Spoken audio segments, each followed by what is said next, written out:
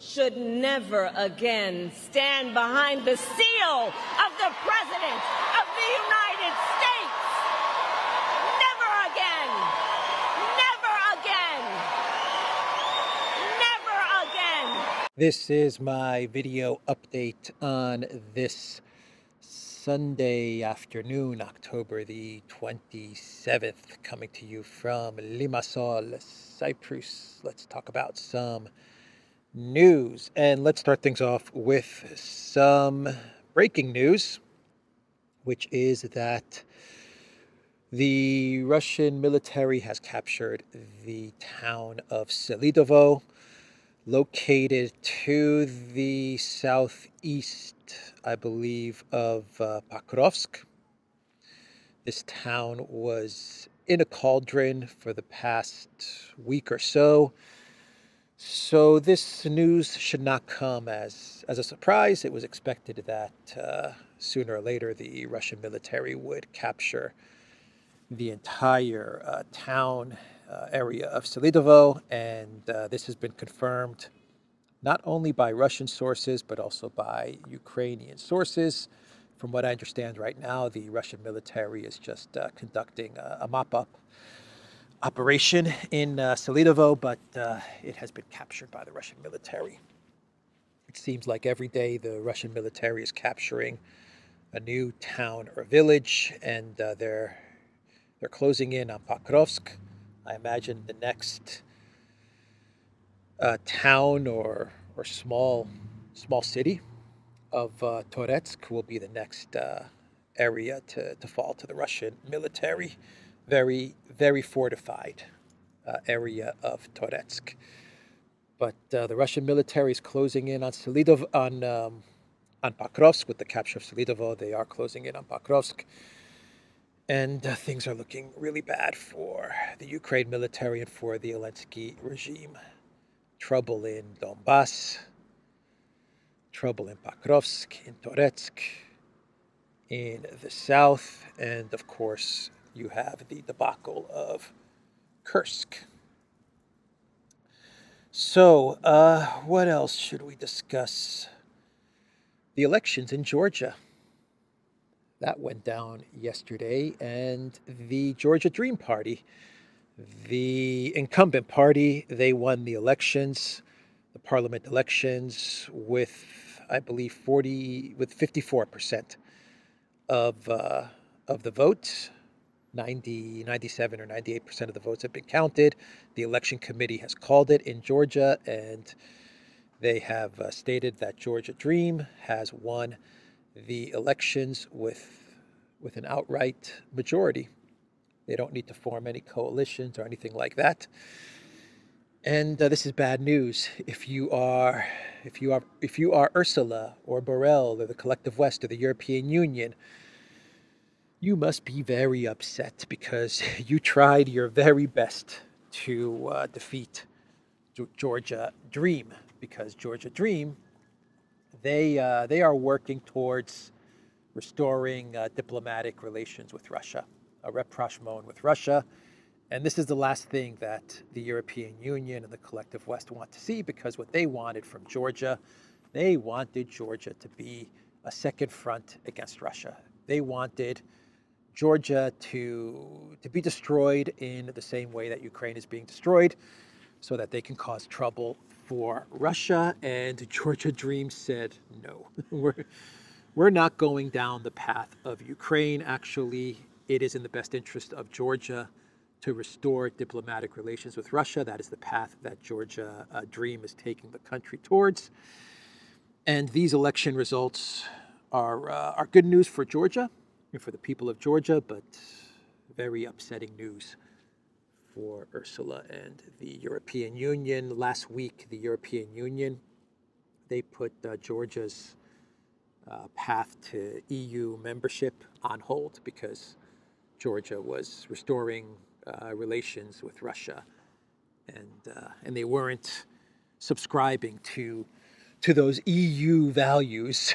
And because they weren't buying into those EU values, the European Union decided to punish Georgia and put their path to the European Union on hold, which is a blessing for Georgia. The last thing you want if you are a citizen of any country is to be moving towards the European Union. That is the last thing that you want. So Georgia is winning, man. They keep on winning. But the French Georgian politician, Wikipedia's words, not my words, Wikipedia's words, who is the president of Georgia, Salome Zurabichvili. She's super pro EU. We are talking Macron level globalist Klaus Schwab EU, and she's very upset. She is very upset because she tried her best to get Georgia into the European Union and to try and get the opposition to Georgia Dream to win the election. Basically, what the EU did, from what I understand, is that they use the same technique that they use in every country. Now that you have elections and there's a party that's anti-EU, what the European Union does is they put together a coalition of smaller parties to try and take on the big party that is anti-EU, pro-sovereignty, a pro-sovereigntist party. So they put together a coalition of smaller parties, and they cobble this coalition together in the hopes that the coalition will defeat the anti-EU party. They did the same thing in Georgia with this election. They tried it in Hungary, and they failed, taking on Orban. They did it in Czech Republic, and they succeeded. But they tried it in Georgia, and they failed. This coalition of parties that was the opposition did not manage to defeat Georgia Dream. This was the coalition that Zurabichvili was supporting. And as the vote counting got underway, there was actually a polling research company. The same company that was involved, an American research polling company that was involved in Venezuela, the same company got involved in Georgia, and they said that what they were showing from the exit polls in the election in Georgia was that the opposition was ahead. They had gotten 52% of the vote, and Zurabichvili put out a bunch of ex-posts and statements saying Georgia is heading towards the European Union, the opposition is winning. And this was the American polling and research firm that tried to get rid of Maduro and came out with exit polls of Venezuela saying Maduro lost. They implemented the same strategy in Georgia, but as the votes started to be counted, it became clear that Georgia Dream was pulling way ahead of this opposition party. So they even got an American, my understanding is that they got an American research and polling company to try and come out very early and muddy the waters and say that their exit polls are showing that the opposition was ahead. But the Georgia Election Committee, they've called it. Georgia Dream has won. And by the way, what in God's name is an American research and polling company doing in Georgia, conducting exit polls? Shouldn't you be in the United States? Don't you have an election in a week? Shouldn't you be busy in the United States? What are you doing in Georgia anyway? And let me do an update on the Israeli strikes on Iran. A very quick update. What's going on there? Yesterday, I mentioned in my video update that Sky News had reported that Iran said that they were not going to respond to the Israeli strike. And this was thought to be coming from Sky News. Now, I haven't been able to track down the actual post or link or report from Sky News which says this. And then I saw some other posts on X which claimed that this story originated from a news report from Sky News Arabic, not Sky News UK or Australia or anything like that. It originated from Sky News Arabic. I don't speak Arabic, but I did a little bit of digging around, a bit difficult, since I don't speak the language. But I couldn't find the report or the link in Sky News Arabic either. So I'm not so sure about the report, even though all all kinds of news sources, very reputable news sources, they ran the story that Iran had contacted Israel, that they're not going to respond to the Israeli strikes. I haven't been able to confirm this, so I'm not saying it didn't happen. I'm not saying it did happen. I don't know. I haven't been able to confirm it, so I don't know if this was a real statement from Iran. The story was that Iran, via intermediaries, after the Israeli strike, through the intermediaries, sent a message to Israel, and they said, because this was a limited strike, we're not going to retaliate and respond to this strike. That was the story that allegedly came from Sky News or Sky News Arabic. Maybe it's true, but it might not be true. All right, but I just wanted to update you on that. But we do have some statements from Iranian officials, as well as from the UK and from the Biden White House. From the Iranian Foreign Ministry, they put out a statement saying that Iran has the right to respond to Israel's attack, but the Foreign Ministry said that it is committed to upholding its responsibilities for regional peace and stability. Interesting statement from the Foreign Ministry. It has the right to respond, but it might not. Very interesting statement. And the Iranian military issued a very similar statement to the Foreign Ministry. They said Iran, while reserving the legitimate right to respond appropriately at the right time, reiterates the importance of a ceasefire in Gaza and Lebanon. So the Iranian military saying we have the right to respond, to retaliate to Israel's strikes, but what we are looking for is a ceasefire in Lebanon and Gaza. And then we won't retaliate. That's basically what the Iranian military is saying. The president of Iran, he put out a statement saying our response to Israel will be with wisdom and intelligence. So the statements coming out of Iran are, you can't make out if they're going to respond or not. It's, yes, we have the right to retaliate. We have the right to exercise a response to Israel's strike, but we might not. That's basically the message that's coming out of Iran. We will wait and see. That's how I'm reading it. But the UK, Keir Starmer, he said that Iran better not respond. That's his warning to Iran.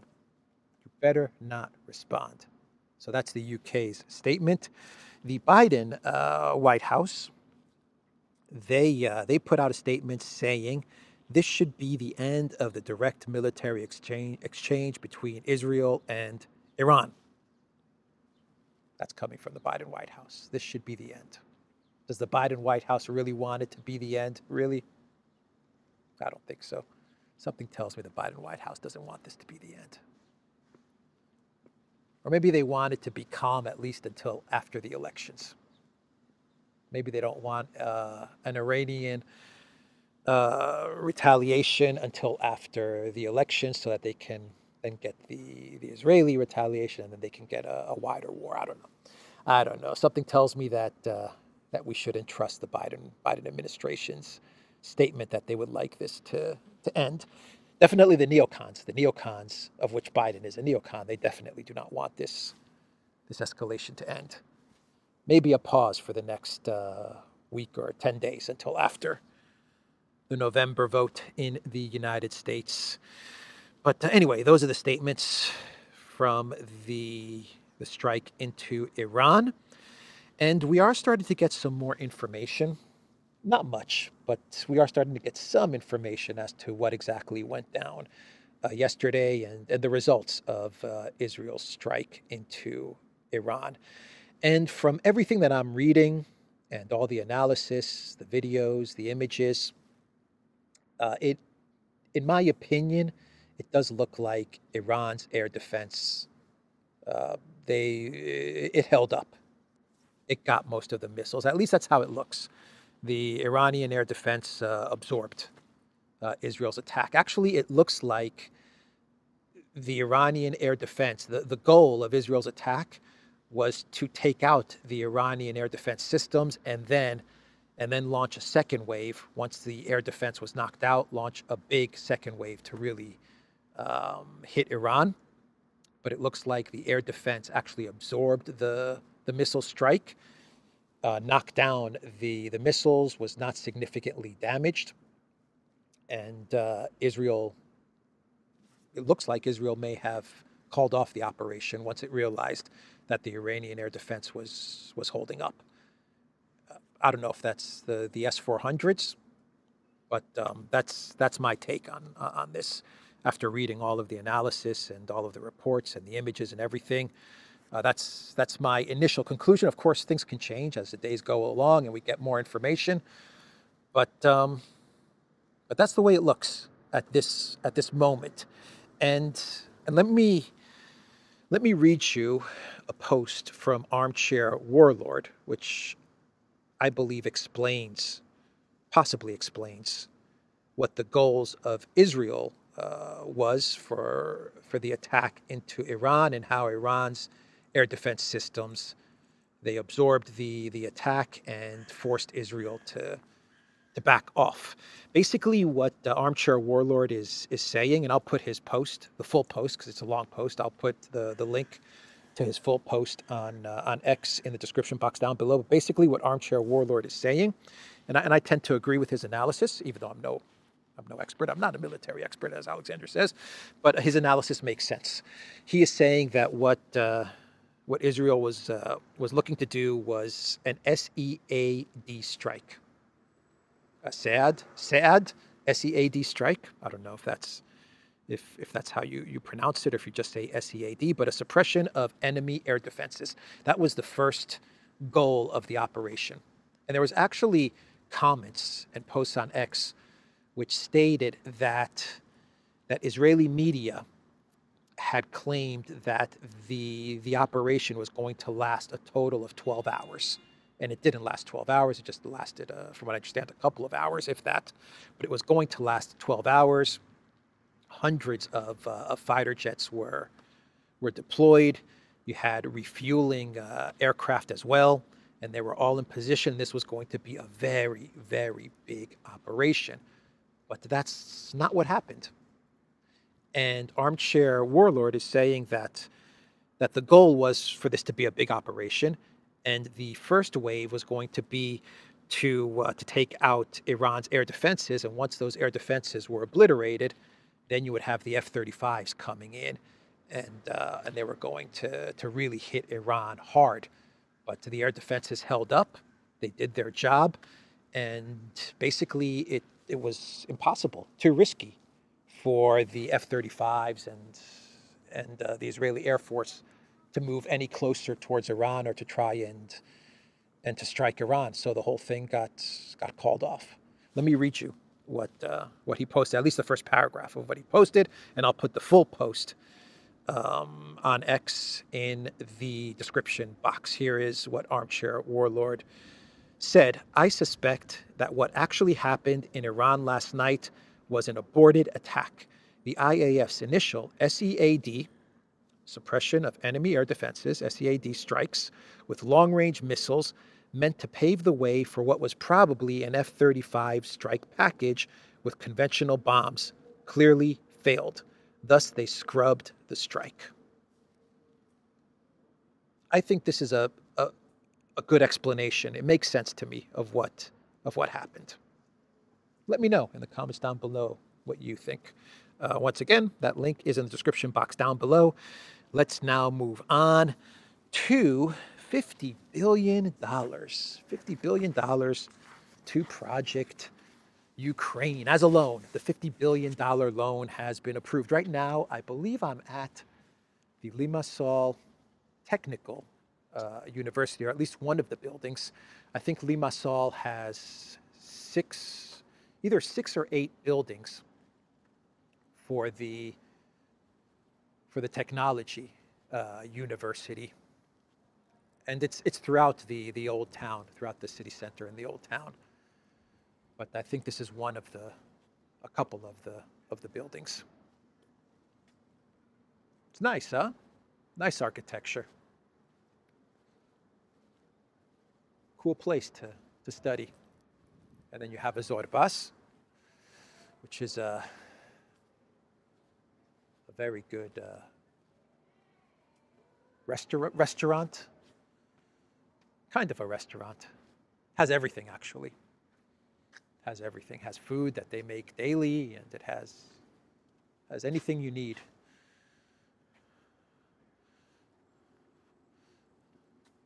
For the students, of course.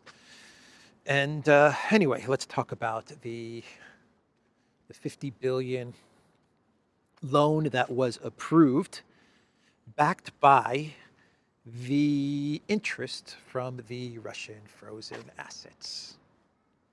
Those Russian frozen assets, they pay for everything, man.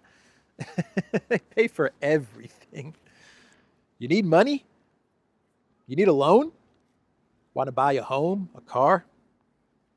Just go to your bank and tell them that you'll pay everything back with interest from the Russian frozen assets. And your loan will be approved.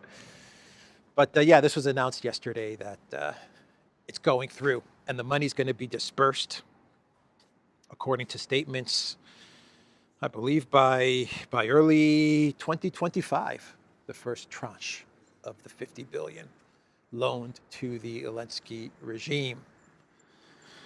Biden is super happy, by the way. Bidenopolis. He put out a statement, the Biden White House.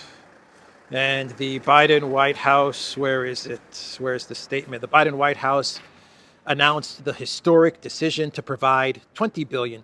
This is the U.S.'s part of the 50 billion loan in loans to Ukraine that will be paid back by the interest earned from immobilized Russian sovereign assets. Of course, Biden is happy. 10% for the big guy. Yeah, so the U.S. is putting up 20 billion. The total amount is 50 billion. The EU's on the hook for 30 billion. And the UK is going to pitch in another like 5 billion or something like that.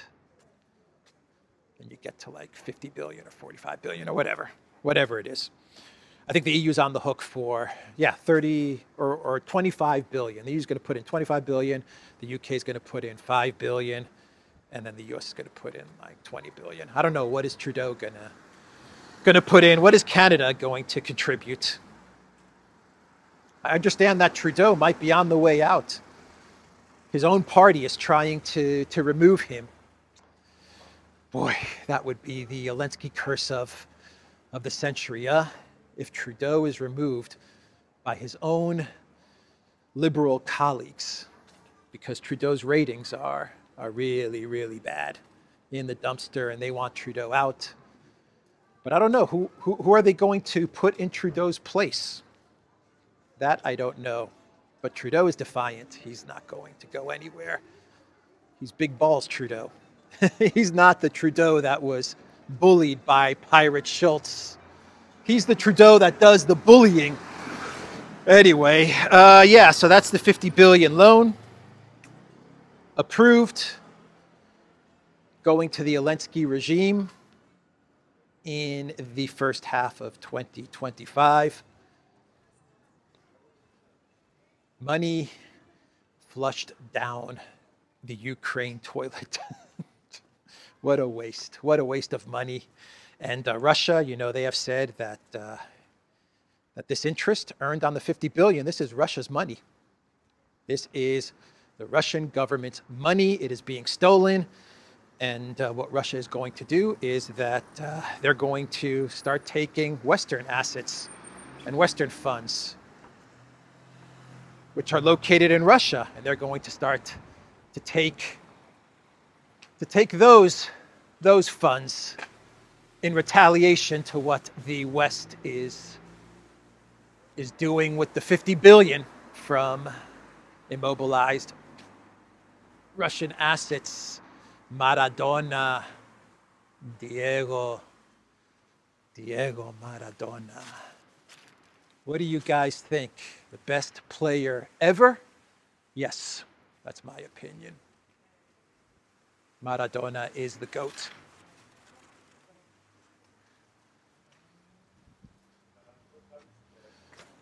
So one more story, and then we'll do some clown worlds. What do you guys say? There we have John Lennon.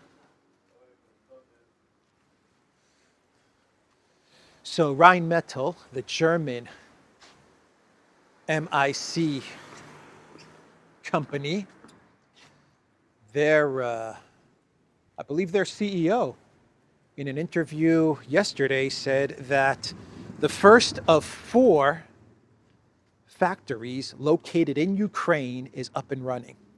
Located in Ukraine. Rheinmetall, this German MIC, has a partnership with Ukraine's state military producer, weapons producer, and they have some cooperation. And they are building, according to Rheinmetall's CEO or managing director, they are building 4 factories inside Ukraine to make weapons. That's right, to make weapons. Matisse Student Halls. What a cool name, huh? Matisse Student Halls. Very cool. Very artistic area. And yeah, Rheinmetall making weapons to fight Russia inside Ukraine. And the first facility, he said, is up and running. He said right now the facility is just servicing and maintaining equipment, but pretty soon they're going to start making, like actually making new weapons to take on Russia inside of Ukraine. Ugh, Germany, and Russia. Upon hearing this news, what did Russia say? They said that these facilities, this one facility that is up and running, and any other facilities, are legit targets for destruction. And Medvedev, of course, Medvedev was going to chime in, right? Medvedev, what did Medvedev say? Let's see here. Medvedev, he said that Germany's Rheinmetall has launched the first of its 4 weapons manufacturing plants in Ukraine. As promised, we're looking forward to seeing some Russian fireworks on the premises. And he included a video of explosions. That is what Medvedev posted. Yeah, those facilities are going to be destroyed. They're going to be absolutely destroyed. And the Russians are going to be focused on destroying those facilities. No doubt about it. They're going to want to destroy those facilities. Beautiful, huh?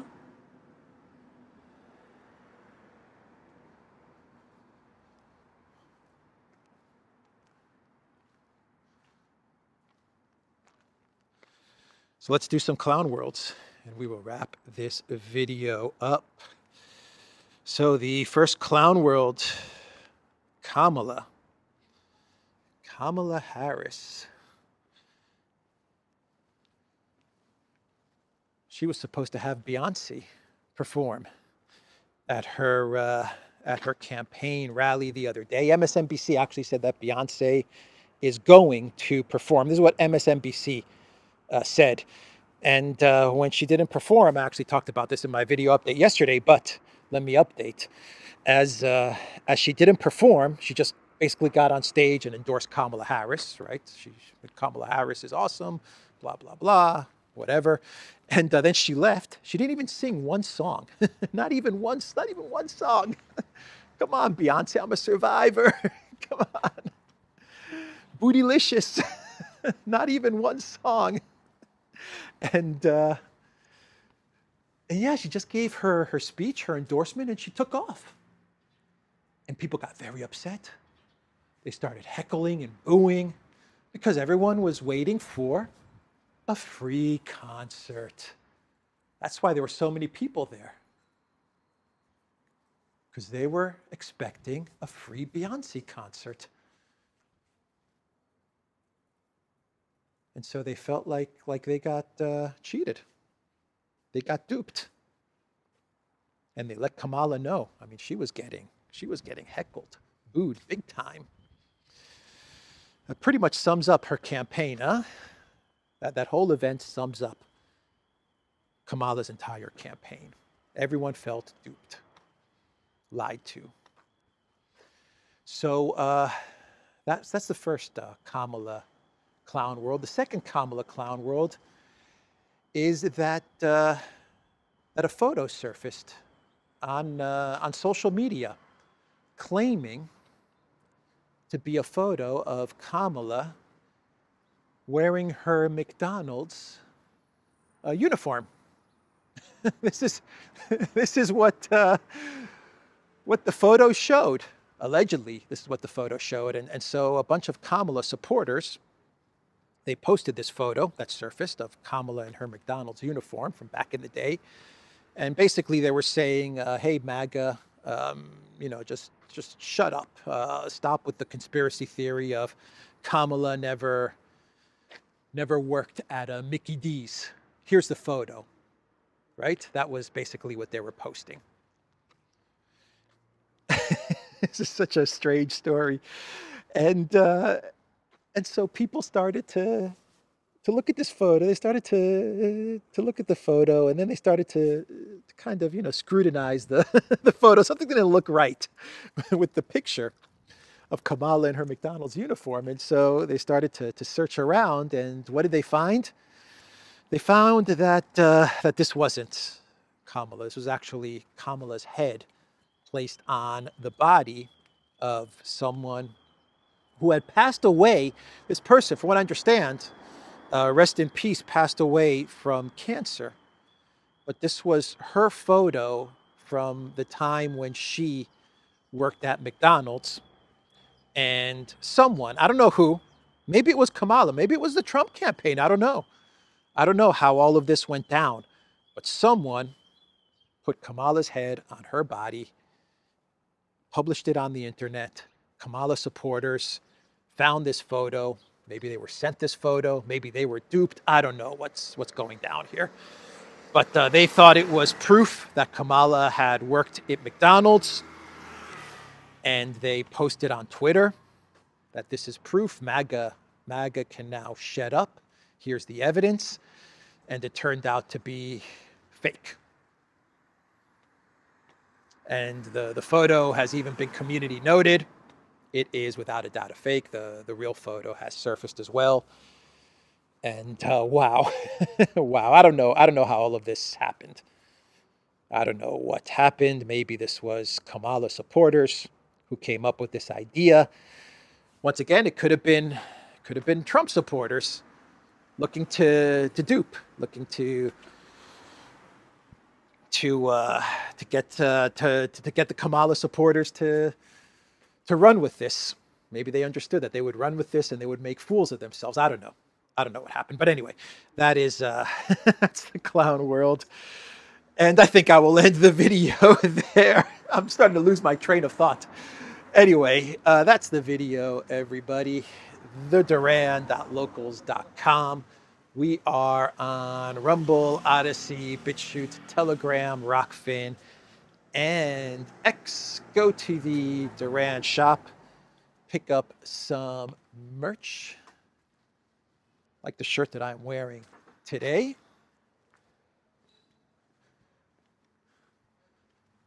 This white shirt with the embroidered Duran logo. 20% off. Use the code October20. You will find a link in the description box down below.